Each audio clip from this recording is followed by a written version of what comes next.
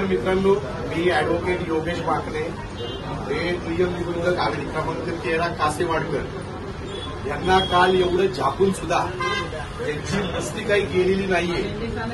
ज्युनियर्सला त्रास द्यायचा, महिला वकिलांना त्रास द्यायचा, कायदा पाळायचा नाही, नियम पाळायचा नाही, भ्रष्टाचाराचे पैसे मागायचे, ही यांची रोजची प्रॅक्टिस आहे.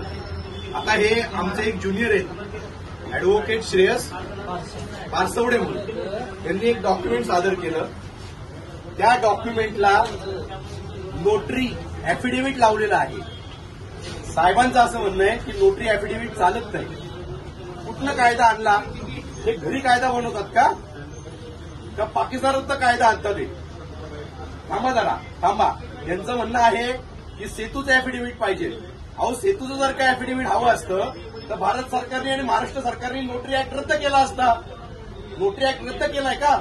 सेतू कार्यालय हे ग्रामीण भागातल्या लोकांना नोटरीपाशी पोहोचता येत नाही म्हणून करून दिलेलं आहे. ती एक फक्त सोय आहे. नोटरीचे वकील 500-1000 रुपये घेतात म्हणून सेतू कार्यालयामध्ये 100 रुपयामध्ये ऍफिडेव्हिट होतं. ही एक सोय आहे शासनाने दिलेली.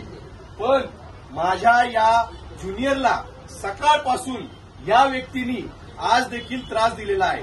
म्हणजे किती निर्लज्ज व्यक्ती असेल हे विचार करा तुम्ही. आता हे सगळं फेसबुक लाईव्ह वरती चालू आहे. मुख्यमंत्री, उपमुख्यमंत्री याच्यामध्ये टॅग आहेत. आता ही गोष्ट वरपर्यंत गेलीच पाहिजे.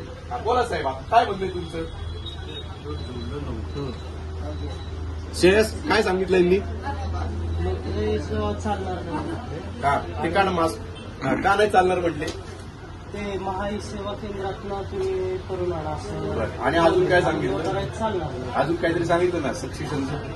हा, एक तर सक्सेशन सर्टिफिकेट कोर्टातनं आणा, नाहीतर महाई सेवा केंद्रातनं ते करून आणा. बघा मित्रांनो, हा व्यक्ती पहिलं डॉक्युमेंट करतो याच्या आयुष्यामधलं, स्वतः ड्राफ्ट केलेलं. बरं, डॉक्युमेंट कोणाचं आहे माहिती का मित्रांनो? याच्या सख्या आत्याचं डॉक्युमेंट आहे. तर विचार करा तुम्ही की अरे, जर का एका वकिलाला स्वतःच्या नातेवाईकाचं डॉक्युमेंट करता येत नसेल तर तो बाकी आशिरांची काय डॉक्युमेंट करणार? आणि असे गेंड्याच्या कातडीचे जर का अधिकारी सरकारने इथं बसवले असतील तर या अधिकाऱ्यांचं करायचं काय?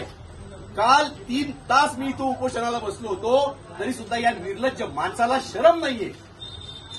ज्युनियर्सला कसा त्रास देतोय बघा. आज कमीत कमी 10 महिला वकिलांचे फोन आले मला, सर बरं झालं काल तुम्ही बोलला म्हणून. आणि आता हा दस्तावरती काहीतरी लिहून दस्त करून देणार. दस्त नाकारायची तर हिंमत नाही यांच्यामध्ये. हिंगाणे साहेब, तुमच्यापर्यंत हा व्हिडिओ पोहोचेल. अशा अधिकाऱ्यांना पहिलं घरी पाठवा, नाही तर तुमच्या विभागाची आणि इनडायरेक्टली महाराष्ट्र शासनाची प्रतिमा तुम्ही सगळे मलिन करत आहात.